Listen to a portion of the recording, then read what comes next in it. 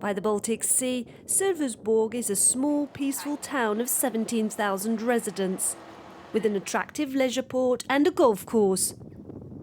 Robert Linden, who's 71, chose to retire here, and then he decided to get into politics. The detonator, the migration crisis of 2015, and his anger at the European Union's response.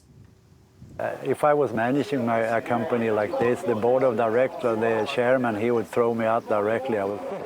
That is mismanagement on a very high level. And I think it's a shame of all the leadership in Europe sitting there in Brussels. Didn't have any plan for immigration. Some 300,000 asylum seekers have passed through this southern region Skåne in the last few years. Immigration is at the centre of the general election campaign. In Sölvesborg, Robert is the head of the list for the anti-immigration party SD, the Swedish Democrats. I would be surprised if we don't reach up to even 30. In the home straight of the campaign, parties have set up stands on the market square. The morning we visit, a debate is underway at the SD one about the consequences of immigration. Dozens of people stop to listen and to give their opinions with no holds barred. We have too many migrants. We should take care about those who are already here, 20 years. They cannot speak even Swedish. In the last few years, taxes on pensions have risen. Rolf, who's 83, isn't happy about refugees benefiting from the Swedish welfare system. Entering the door to the dentist cost me 1,000 crowns. And if I want to have a tooth repaired, maybe 4,000. They pay 50 crowns. The pensioners are impressed by the SD, which promises to expel more immigrants and to give fewer benefits to new arrivals. Elderly voters are key to Robert, and he takes the time to listen to their daily gripes. Oh. När man blir äldre, i synnerhet när man blir ensam. Oh. Exactly. Ja. Unfortunately, a lot come from immigration, which we don't have control over. Here in Sölvesborg, crime hasn't gone up in the last few years, but residents are still worried how their inner cities could end up. At this association, which runs without any public funding, a few hundred refugees get free lessons in the Swedish language and culture.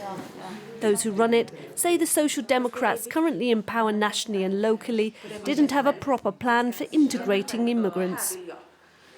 Sweden was not ready for the amount of people who came here. We have the good heart.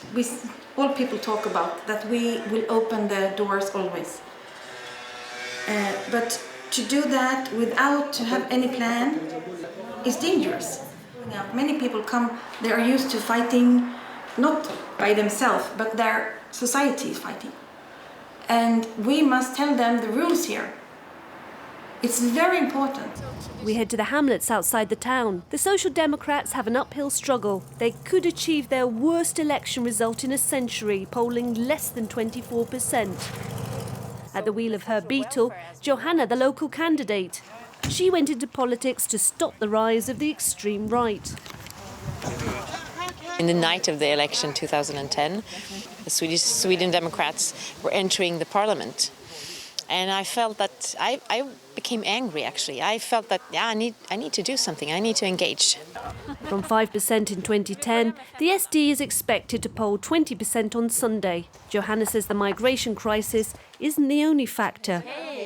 I think that the economic crisis in 2008 was one of the things that happened, and people got, as Jens says here, they got afraid. And they think that SD is going to make it like it was before. But it's a race against time. After going door to door, time for a rally at Volvo's Metal Workers Union. This is a left-wing heartland. In the past, voters here were loyal to candidates like Johanna and Prime Minister Stefan Löfven, tonight's guest. But the welcome is rather cold. Many here say they aren't benefiting from Sweden's healthy economy.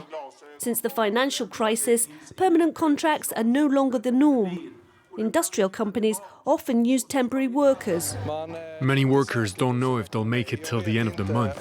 They don't know if they'll still have a job on Monday, if they can buy a car, or if instead they'll be losing their job and ending up on the dole. And with this comes a lot of bitterness. To stop that bitterness being transformed into ST votes, the Prime Minister and Johanna defend their record in government.